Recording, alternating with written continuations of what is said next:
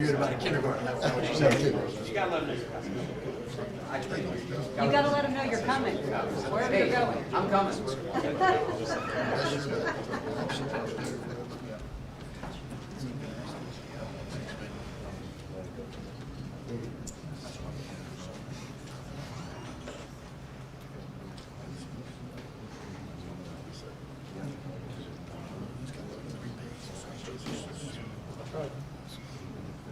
I turned around, no. This is in the hallway. Can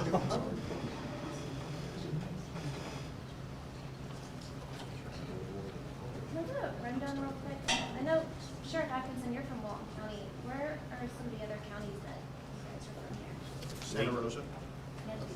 Okaloosa. Lee County, Walton County, Okaloosa.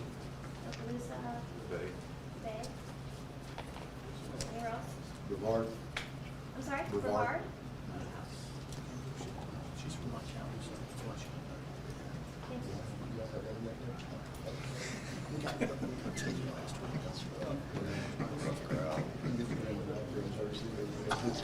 It's fine. It depends on who's holding the antenna.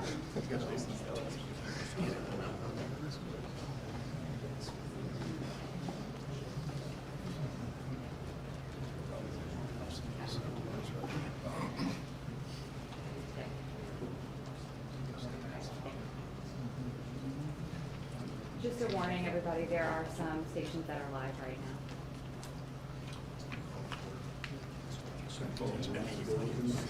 I always been, you guys have been picking on me since we got here.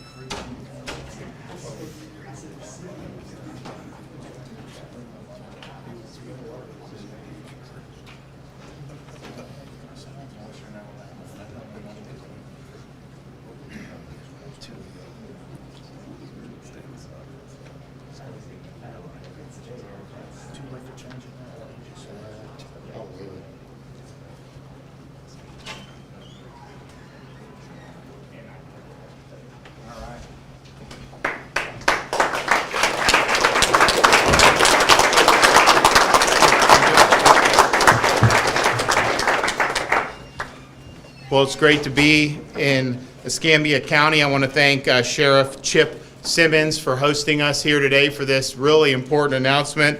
I also want to thank, I can't name everyone, we got a lot of great people here that are with us. They're going to be a part of what we're announcing today.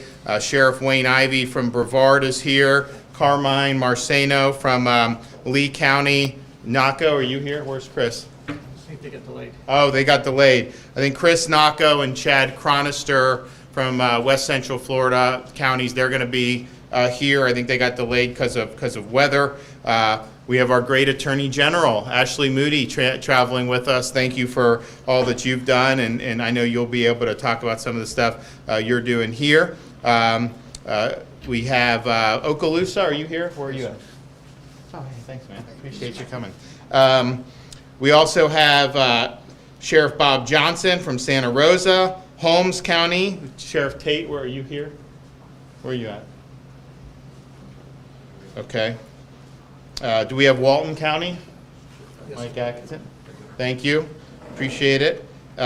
We have deputies from Bay County Sheriff's Office, Representative Sheriff Ford, FDLE Commissioner Rick Swearigan, Chris Williams, FDLE Special Agent in Charge, Colonel Spalding, Gene Spalding from Florida Highway Patrol, and then we have Chief John Gorley, North Region Commander, Florida Highway Patrol, and then we've got a bunch of other folks here, Fish and Wildlife, a lot of great people. We also have legislators where you have Salzman, Andrade. Thank you guys for being here. Do we have Mayor? Do we have Broxton? Is Broxton here?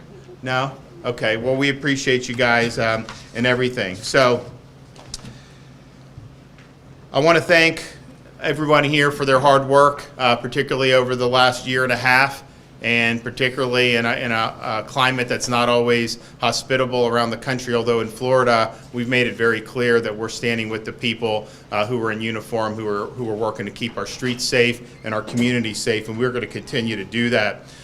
We're here today because we have problems in Florida that are not organic to Florida, that we've been forced to deal with over many years, but particularly over the last 6 months because of the failure of the Biden administration to secure our southern border and indeed to really do anything constructive about what is going on in the southern border. The Biden administration ended effective policies that have been implemented by President Donald Trump to curb illegal immigration across the southern border. They revoked policies designed to secure our border and keep Americans safe.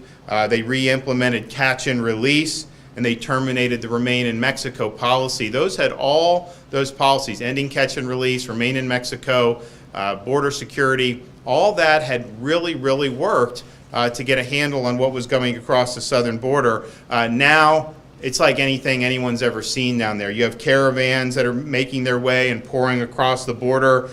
You absolutely have the cartels that are taking full advantage of what is going on down near our southern border. And so this has an impact nationwide. I mean, for example, in May, we had in Martin County, 82-year-old woman raped by a criminal illegal alien. 82 years old. I mean, how disgusting. This guy had been arrested. ICE was not willing to take him and remove him. And so he ends up committing a dastardly act against an elderly resident in Martin County. In June, FDLE agents arrested 4 criminal aliens as part of a drug sting. They're moving 25 pounds of methamphetamine. When they were arrested, they shot an agent. Now, the agent survived, but just think about what's going on. And I can tell you, you talk to some of these sheriffs, particularly North Florida sheriffs in Northwest Florida, who are dealing with the meth problem that we're seeing, that is really, really ravaging communities, particularly in the northern part of our state. That meth, if you go back 10, 20 years ago, you'd find these places where they'd be cooking this stuff up locally. That's not what's happening now. It's almost all coming across the southern border, and it's been accelerating for the last 6 months, and it's deepening the problems that we're having in terms of getting a handle on this in our own communities here in the state of Florida.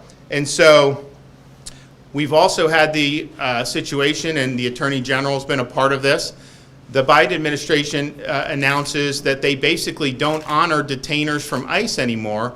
And so if you have somebody that's here illegally, convicted of a crime, served time in Florida prison, ICE should take them and remove them. Now ICE is just letting them be released on the street. They are not taking them back. Ashley Moody, and with my support, we sued the Biden administration on that because it's a dereliction of duty to take care that the laws be faithfully executed. We were able to do that. When are we going to know from that case, do you think? We're on appeals, looking good. Okay. So we're going to be in a situation where hopefully we get a favorable disposition on that. But just think about it. They're actually releasing, these are convicted criminal aliens, and they're releasing rather than taking them, sending them back to the country that they came in. So what we have done here, we did the lawsuit. We're also working with, our Department of Corrections is working with local law enforcement to identify any of these criminal aliens that ICE is not honoring detainers for, and making sure that the local communities are put on notice that this is going on. The bottom line, though, is you are seeing increases in criminal activity, drug trafficking, human trafficking as a result of this failure. It is both a disaster and an emergency, what is going on, and even the director of the FBI has admitted as such. So why are we talking about this here in Florida? We're 1,000 miles plus from the southern border. Well, I told you that it does affect the state of Florida. It affects our ability to protect our communities from drugs. It obviously increases the possibility that we have recidivism in our community. But specifically, there was a letter that was recently sent by the governors of Texas and Arizona seeking mutual aid, which we do all the time in instances of emergency. These states have sent Florida support when we've responded to emergencies here in our state, and they wanted support so that they could do what the federal government is either unwilling or unable to do: secure the border and protect the people, not just of their states, but of the entire country because of the nationwide impact that has. And so today, we're here to announce that the state of Florida is answering the call. Florida is going to support Texas and Arizona. We believe that securing the southern border is important for our country, but specifically we believe it'll benefit the people of Florida to be able to get this under control. And so where the federal government has failed, the states are stepping up and doing our best to fill the void. So we already have a number of sheriff's offices and state law enforcement agencies that have committed to sending aid. Florida Highway Patrol, Florida Department of Law Enforcement, Florida Fish and Wildlife, Escambia County, Brevard, Lee, Pasco, Hillsborough, Okaloosa, Santa Rosa, Holmes. All these sheriffs immediately said, absolutely, count us in. And I think that I think it's good for Florida to help get this under control, but I also think it's just something, when we have these emergencies and we ask, these states have been willing to send help to Florida, even if they wasn't anything in it for them, just because it was the right thing to do. So we think it's in our interest to do that, but we also think it's the right thing to do, and I want to thank everybody here for being willing to step up. So we are the first state to commit support for this effort in response to the request that was submitted by the governors of Texas and Arizona, and we're proud to lead yet again on issues that matter to Floridians. And so we're able to send our law enforcement support today, partially because in this state we support our law enforcement and we believe in funding law enforcement, we believe in protecting law enforcement, and we're even going to be distributing $1,000 bonuses to law enforcement very soon. We're tracking that. We're getting all the information. The budget will go into effect on July 1st. We look forward to being able to do that.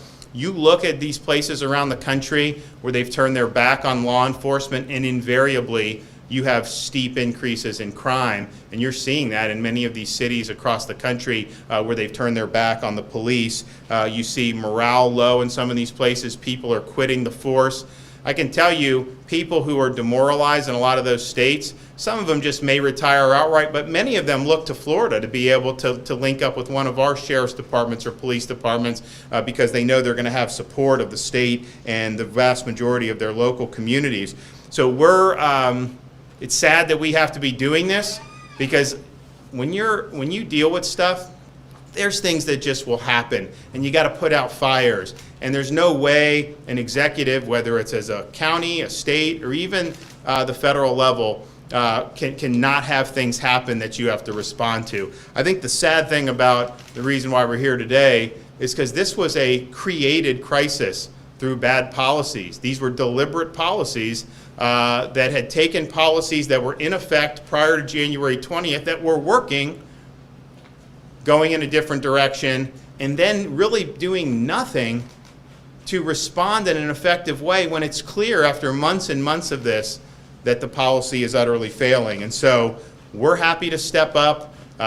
We do it. We wish we didn't have to, but if they ask for our support, Florida's going to be there, and we're going to do all we can to be able to help with really a pressing issue for our country, and I think one that impacts communities all across the continental United States. And so thank you for this. Thanks everyone up here. We're going to hear from the Attorney General, and then we'll hear from the Sheriff, and then we'll do some questions. Go ahead. Thank you, Governor. And thank you for being here today to highlight what I believe is a bold step, again, by our Florida governor to protect Floridians. Make no mistake, when the Biden administration began, it took a wrecking ball to the infrastructure controlling immigration in our southern border. And it left the devastation for the states to deal with no plan, no strategy, no enforcement action in place. And here you have a governor who is saying, we'll step up to protect Floridians. This is what real leadership looks like. Leadership is not sending someone down there to beg people not to come. That is not leadership. Look behind me. This is strategic enforcement action, as all of us in law enforcement knows it to be. When you have chaos versus order, crime versus safety, you develop strategic enforcement actions and you bring peace and protection to your people. That's what a leader does. I can tell you, just in these short few months that this administration has been in charge, we have seen a 230% increase in fentanyl seizures, enough to kill almost half of the American population. We have seen over a 3,000% increase in sexual offenders being detained at the border. As a mother, as a former prosecutor and judge, that infuriates me and terrifies me. When this administration took office, they canceled Operation Talon, which was an enforcement action to round up and deport those here illegally that were convicted sexual offenders. I begged them not to do that. I was ignored, and they went further. Now they've said, we're not going to deport people here illegally that are serious criminal offenders. We're going to release them into our communities. And so thank goodness I have a supportive governor, and we brought suit. And we look forward to taking that case to court in September on appeal. This is important. The folks testifying in our case says the folks that are released back into our communities, these sheriffs that are told, release those criminal offenders that are in your jails, release them back into your communities, statistically, they will re-offend. And even if you set aside the cost that costs the taxpayers in Florida, think of what that does in devastation, in crime to our families and our communities. So I say thank you not only to our great governor, but to these heroes, the Florida heroes standing behind me. This is true leadership, and I'm proud to support and work alongside them. Thank you so much, Governor, for sending reinforcements. We appreciate it. Great. Okay, we'll do Sheriff. Thank you, Governor.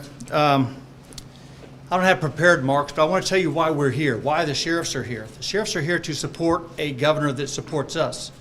It's not always the case when you look around the country, but here in Escambia County, we understand that we have to be supported, not just by the community, not just by the state, but we have to be supported by the governor. And Governor, I want to tell you that it matters to the individual men and women that are out there doing the job, that they know that the governor of their state not only says something, but he does it. And every time I've ever heard you talk, you're talking about supporting law enforcement, support law enforcement. And there is no doubt in my mind that that is true, and that's part of your heart. We talked a little bit about methamphetamines and how it's going from the border. We talked a little bit about fentanyl. It's easy to say that, but let me tell you how that hits home here in a place like Escambia County. Not a shooting, not a violent crime that goes by that we investigate that's not involving methamphetamines. We do, not a day goes by at all that we don't go to a call where someone's overdosed on fentanyl. So we can talk about the sheer numbers and the pounds and the kilos that are coming from the border through the interstate into our own Escambia County. But what does that mean? It means people are dying in our city streets, in our county streets, and it makes a difference. And again, it makes a difference whenever we decide to do something. We acknowledge this is an issue, this is a problem, we have got to come together, we have to do something with it. So, General Moody and Governor DeSantis, I want to say thank you for supporting us because we cannot do it alone. We have enough people that are criticizing us. Thank you for being here in Escambia County. I really do appreciate it. Absolutely. Wayne? Yes, sir. So I'm going to start right where everybody else has, and that is to thank our governor for having the courage to stand up and be the first to come to the aid of our partners in law enforcement out in Texas and Arizona. I will tell you that our governor is about leadership. He's about crisis management, and more than anything else, he's committed to law and order. And I am proud to stand here with him for part of this announcement. I will also tell you that the current administration in Washington is talking about spending $4 billion of taxpayers' money to look at root causes in other countries of why they're migrating to our country. You don't need to spend $4 to figure that out. You don't need to spend $4 billion to figure that out. It's simple. This administration has opened the floodgates to our country. They've allowed illegals to come into our country, and with them, they are bringing victims of human trafficking. They are bringing fentanyl by the truckloads. They are taking everything that our ICE and customs partners can take. They're throwing it at them, and our law enforcement partners out there are overburdened. They're pulling resources from our communities, resources that we work with closely every day to combat illegal immigration. They're taking them and taking them out to the border, and all they're doing is shuttling people into our country. Our citizens are paying for it. Our citizens are not only paying for it with their tax dollars, they're paying for it with their lives. They're paying for it with their safety. Quite frankly, they're paying for it with their belief that government is going to protect them. Because like me and all of these law enforcement officers up here, our governor understands that government's one and only responsibility is to protect its citizens. And if the federal government's not going to do it, if the Biden administration is going to sit back and talk about root causes, then I'm proud to stand here with our governor who is going to do it. We're going to pull all of our resources together. The sheriffs that you see standing here, as well as sheriffs across the state of Florida, are ready to either deploy resources, work in augmenting state resources if the governor deploys them. Whatever it is that our governor needs, we are ready to rock and roll. Because quite simply, we can either fight this battle at the border where this administration from Washington should be fighting it, or we can fight it here in our own backyards. And when you look at fighting battles, we don't want to have to fight it in our backyard. So if the federal government's not going to do it, thankfully our governor is going to do it. And that's what this boils down to. We are all partnering together, collaborative effort, to send resources to our law enforcement partners out in Texas and Arizona to fight the fight that the Biden administration should be fighting for the American citizens. So, Governor, thank you for allowing us to be a part of this, sir. Thank you. Carmine, you want to say? First, I'd like to thank the General and the Governor and my fellow sheriffs here from across the state. Law and order are two words that are foreign today, and I will tell you, we have an Attorney General that is second to none and a Governor that stands for what's right at all costs. When this administration turns their back on us, I'm so proud to stand with our law enforcement here in the state of Florida because, like the General said, law and order and safety, safe families, safe children is what we deliver first and foremost every single day. And today, we're not going to take it. So we're here, thankfully, our governor, again, stands up for what's right at all costs. And, Governor, we can't thank you enough because I can tell you in our county, in Lee County, and the counties all over, We could not get our job done without our great governor and our attorney general. So thank you all for being here. Governor, thank you so much. Good, yeah, absolutely. Thank you. And you, I mean, you have people all across the state. I mean, what is it? How many hundreds of miles is it from Fort Myers to here, would you say? About a 12-hour drive, so Okay. approximately probably 7 miles. Yeah, and then you're probably at 6. 7-hour drive. Okay, so, yeah, no, these are folks, and then obviously, you know, we have some folks that are closer to home here, but you can see this is something that is impacting communities across the country, across Florida, and the Attorney General talked about the alarming increase in these narcotics that are coming across the border, and particularly here in North Florida, this methamphetamine. I mean, this is just crazy. How it's just ravaging segments of our society, and it's probably the number one issue in a lot of these, you know, in terms of law enforcement. When they're interacting with people, it's usually not just somebody that's got a good head on their shoulders. It's usually there's some type of substance or drug addiction or involvement that leads them to even be involved in committing criminal offenses. And so this is not making it easier. We're happy to be leading on this. It is really, really frustrating, though, that this was a created crisis. This was a crisis created by going against policies that will be working just because you don't like your predecessor. That is the only reason, and that's why I think all the victims of what's happening, whether it's criminal activity, the people that are being trafficked, the people that are going to end up suffering because of the drugs pouring in, you know, this really did not have to happen. Arizona and Texas need support. We're standing up and we're going to help fight back with them. Take a couple questions. Governor? Yes. Yes. Welcome to Pensacola, first of all. You are the first governor to answer the call from those governors in Texas and Arizona. Now, you are going to commit law enforcement to fighting or battling the problem on the border. So here's the specific questions that we want to know. How soon will they be sent? How many? How long will they stay? What agencies? And what will their role be specifically, Governor? So I think some of those remain to be determined because we're going to work in concert with the states to figure out, you know, where would be the most beneficial, where we can make the most impact.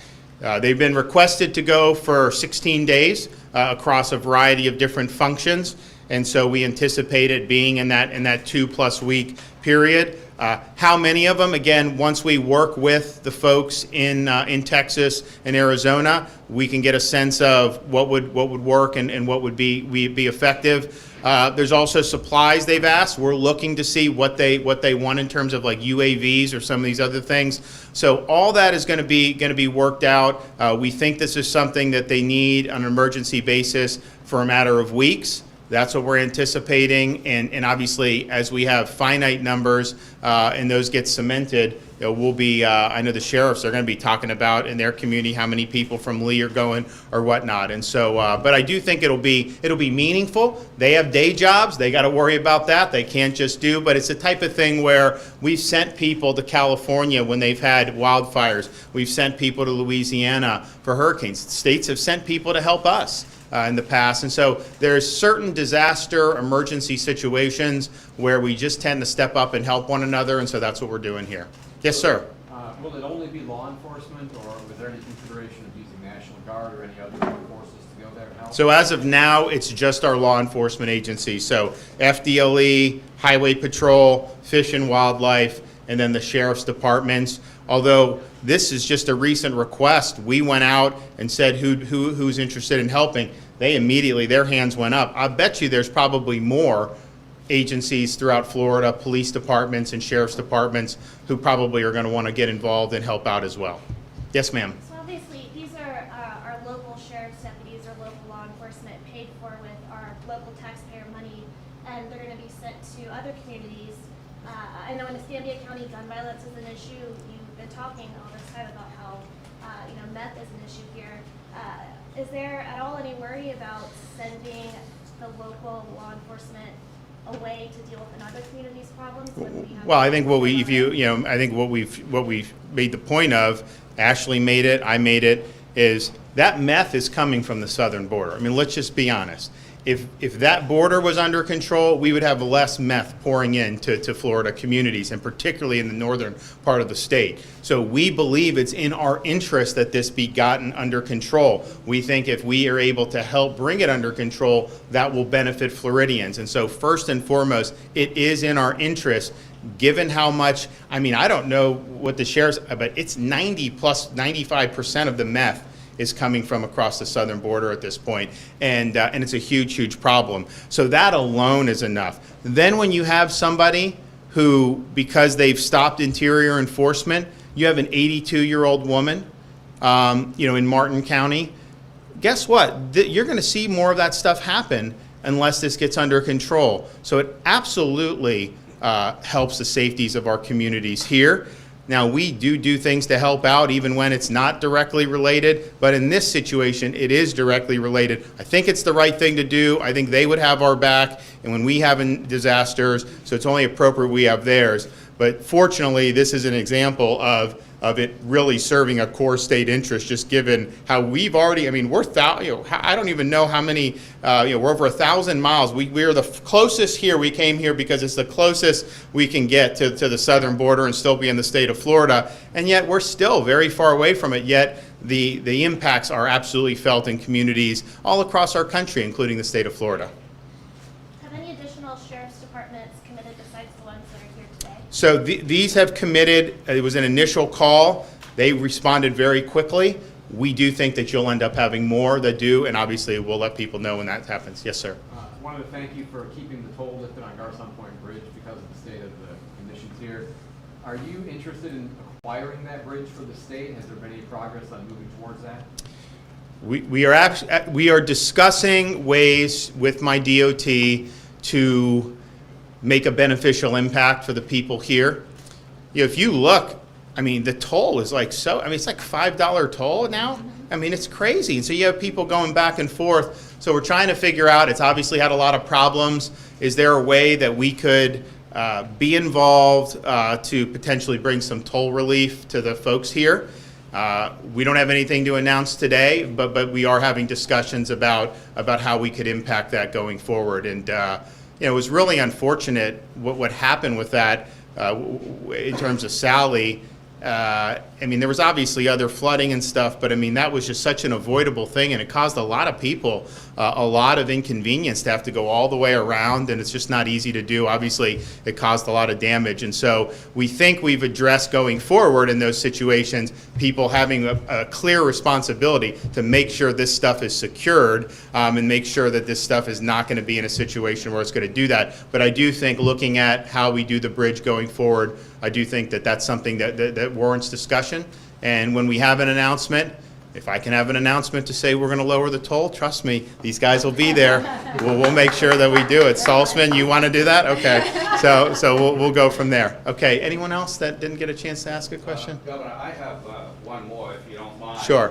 Now, we talk about the high number of overdoses in this area. As a matter of fact, the District 1 medical examiner talked about that last month when she said there was an astronomical amount of overdoses in this area. We're talking meth, drugs that are laced with fentanyl. Are you saying today that the amount of drugs and the amount of overdoses that are happening here are a result of Biden's policies of opening up the border? So obviously we had drugs prior to January 20th. I mean, that's obvious. You can see that. We saw overdoses increase in 2020, largely because I think of the fallout from COVID, people feeling isolated, just how people's lives change. Even though Florida, we were the freest state, you couldn't escape that. So it's a problem. It's not like this is the only thing that's creating the problem. But I can tell you, I met in my office just a couple weeks ago with a bunch of the rural North Florida sheriffs. They had like 5 issues, and it was number 1, 2, 3, 4, 5 were meth. That's what's happening. And they say it's all coming across the southern border at this point. Obviously, we didn't have 0 coming across prior to January 20th. I think we understand that. It's a constant issue.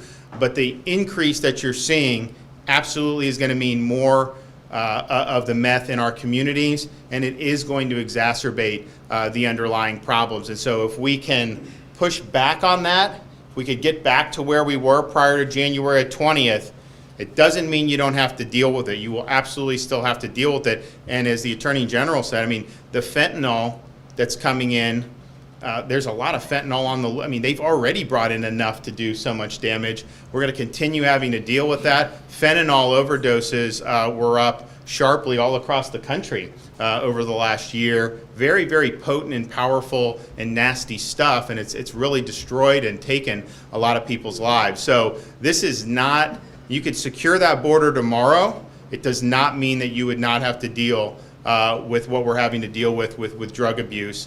But if you see it flooding in like this and you know that's the #1 source, I think it would be foolish for us not to do all that we can to try to fight back on behalf of the people of Florida. And that's what we're doing today. So we'll have more information about the contours of the mutual assistance, but you see all these folks here stepping up. I'm sure in each one of these sheriff's departments, they have deputies that are chomping at the bit to be able to go help, because yeah, you watch, and obviously they do a lot in their communities, but you see these images on the news, it just seems like everything's out of control. That's not how a sovereign country behaves. A sovereign country is able to secure its borders, and I think that there's a lot of folks who are like, man, I wish I could do something to help. Well, they have an opportunity to do it. I think you're going to see a lot of hands go up saying, hey, send me, I want to be helpful. So when we have all the contours of everything, we'll obviously let everybody know, but we're in the game here, we're answering the call, and I think some other states are going to follow our lead at this point. So thanks, everybody. We'll be back soon. All right.